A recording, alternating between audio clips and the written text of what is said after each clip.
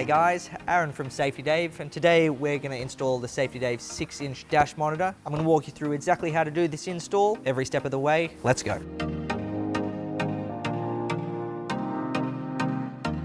First thing we're going to have a look at is the power loom. This is going to supply power to the entire rear vision system. You can see our screen connector there and our 2 video inputs. The way we're going to take power in this scenario is we're going to locate the fuse box in the 79 series. We're going to use a fuse tap, which we'll show you installing in a few moments. We're also going to look for any grommets throughout the vehicle that'll allow us to get the cabling from the power loom's video connectors outside of the vehicle into the cameras and the caravan connection points. To take power from the fuse box, we're going to use what's called a fuse tap. We're going to crimp our fuse tap onto the power loom.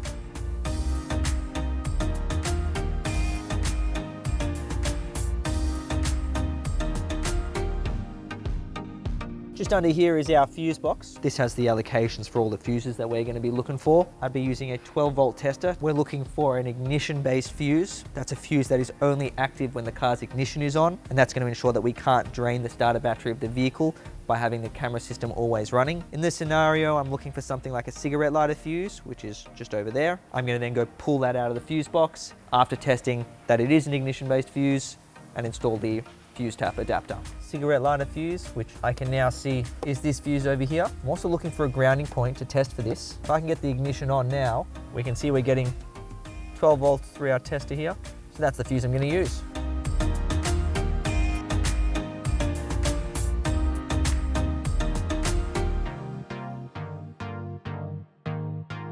Grab handle comes off, easy as that.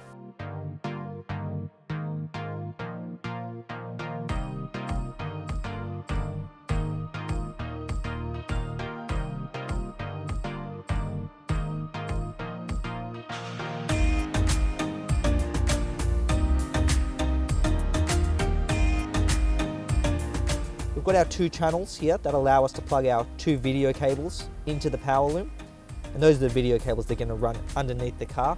You can see them just over here. So if I lift this carpet up, you can see there's just a grommet over here. If I pull this grommet out, you can see that leads straight through the vehicle. And we're just going to put our cables through that. What I'm going to do is I'm going to take this grommet, just fold it over and put a little slit in it.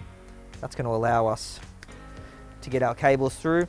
We do want to take note of which side of the cables we're using. So obviously the cables have 2 different connector sides, a male and a female.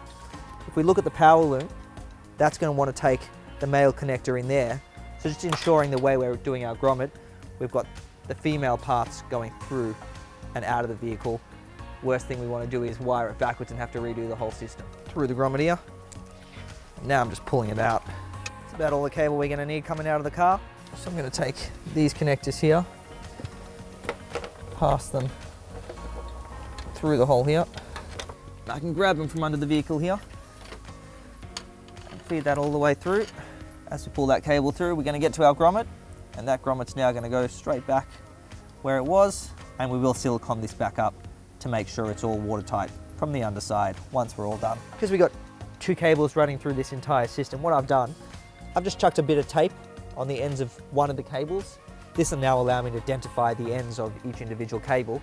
This cable, now that I've marked it, is going to be going into channel 1, which will be now designated for our car's rear vision system, and that'll be the camera on the back of the vehicle. Once I've connected it, I'll just cover it with the silicone seals that come with the cables. You can see it here, placed on the cabling that comes with the kit. Next, we're going to move on to conduiting the 2 cables running underneath the vehicle. This is going to put a split tubing around the whole cabling outside of the vehicle. That's just going to keep it protected while it's sitting under the vehicle. So I'm just going to start pushing that up through, making sure both cables stay inside.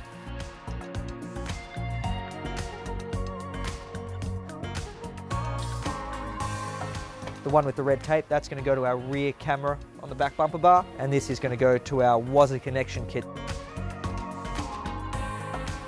While I'm under here, I'm feeding a bit of yellow tongue, just using it to feed this through the frame rail. And what that's going to allow me to do is tape our connectors on here, and from the end I'm going to pull the yellow tongue, and that's going to feed our cables through the main frame rail of the vehicle.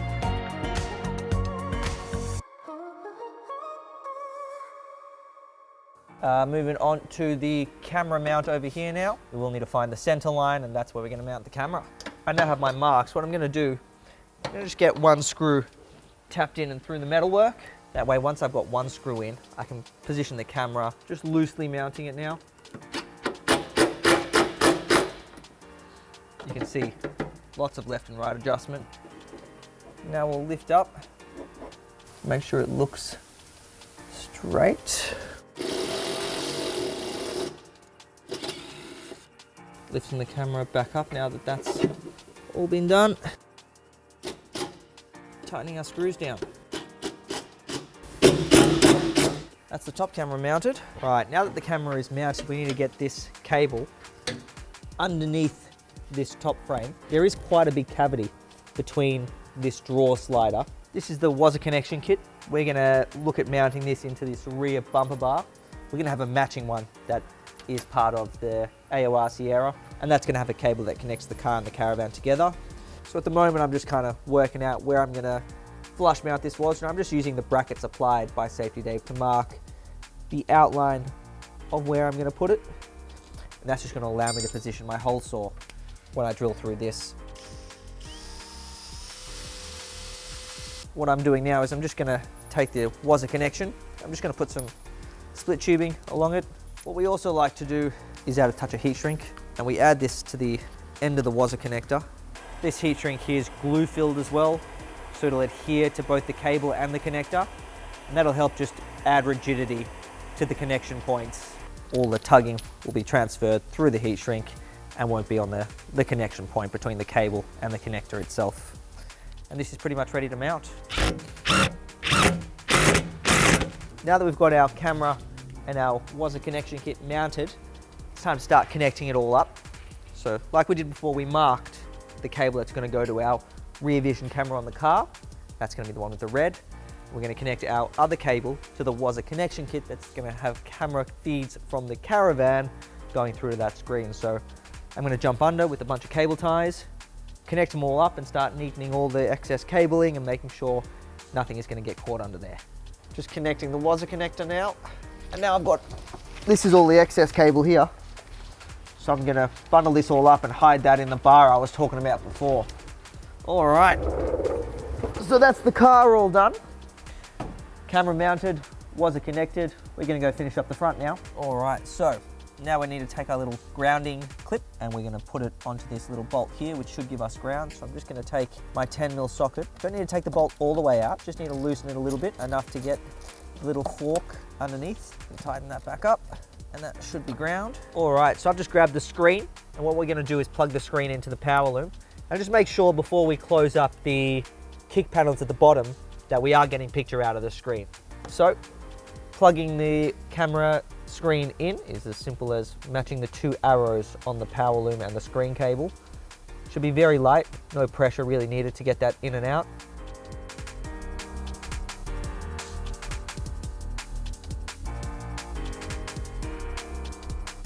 You can hear noise coming through the screen because all of the Safety Dave cameras have audio capabilities. Now that we've finished doing all the cabling through the car, we're just going to come back and seal the grommet that we cut before to run the cables back into the cabinet. That's all done, and we're going to move on to the installation on the caravan now. To begin with, we're going to have a matching Wazza connector mounted onto the caravan, just so we have two connection points, and we'll have our little Wazza connector that goes between the two. In this application, since all the cabling is coming through the drawbar itself, and we can quite easily remove the end cap, like we've done with the car, I'm going to flush mount this into the end cap to create two flush mount Wazza connectors between the two vehicles. But in most applications, we do use the brackets supplied with the Wazza connectors and mount them on the drawbar. Just adding our conduit over the cabling. All this cabling, just like in the vehicle, we put it all through the actual frame of the caravan, and just like the car, that's to protect the cabling from all the weather. Now that that's conduited, we're going to look at drilling through the end cap to flush mount. Let's just check if our connector's going to fit. That looks really good, and that's going to sit on the end there. All right, time to grab our yellow tongue.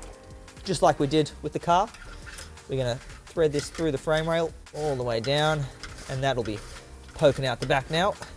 Aim of the game now is cable through the caravan, yellow tongue through the drill bar, Cable is protected and we know which end is going to the back of the caravan. And pushing it now in. We're gonna head to the back of the caravan and we're just pulling that through. The cable pretty much exits right in the same line as where we're gonna be mounting the camera. So next step is getting the camera out, looking at where you're gonna mount it, and getting on to mounting the camera. So the way we've opted to mount our camera is we're gonna mount our mini square black just on this tilting back section here. This camera offers a huge amount of tilt, and we'll remove these screws and show you how we're mounting it. But in principle, that's gonna sit central there, pointing out towards the traffic. Might just see a little bit of this rear bar, and that's gonna give a good reference point to where the rear section of the caravan is. So when reversing into those tight spots, we're gonna get a really good reference of where the caravan is in respect to its surroundings. And this will also allow us to cable through here and through the floor, which will drill through the floor in this tub here, and that'll allow the camera connection to get out of there. And obviously we're gonna be siliconing this up real nice and well. Easiest way to go about mounting these cameras is first we're gonna remove the main camera from its mounting bracket. So we're gonna remove the screws out of this camera. They're just Phillips head screws, but they are relatively small. So at this point, I'm looking at wanting my camera to be able to sit up in this position while still allowing it to tilt. So realistically, I need my bracket in this orientation. Once I've decided on the orientation of the bracket, I'm going to take a marking pen.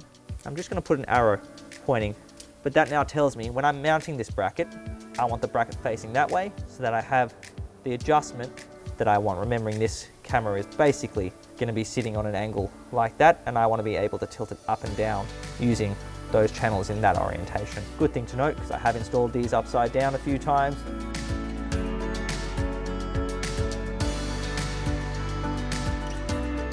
Now we've got our arrow on our mounting bracket, we've got our center mark there. We can now look at marking out the mounting holes on the bracket.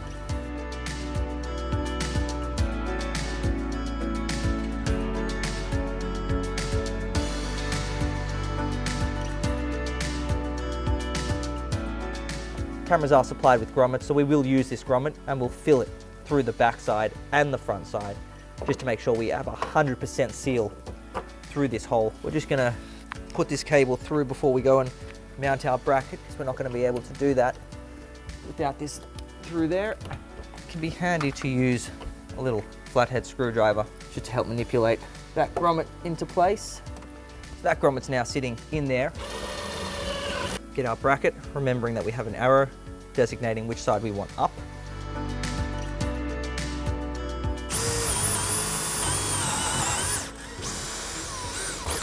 Now I'm going to take our cabling, coming out of the drawbar back over our suspension. We're just going to poke it through the hole we've just made, and you'll see that coming in to the storage compartment over there. Our cable's all through, and we've got the camera connected inside of the cabinetry here. We're just going to start running our cable along this factory wire path. They've already got a cable running through here, which would probably be for some of the rear lights over here. And we're just going to follow it along with some cable tying into the same positions.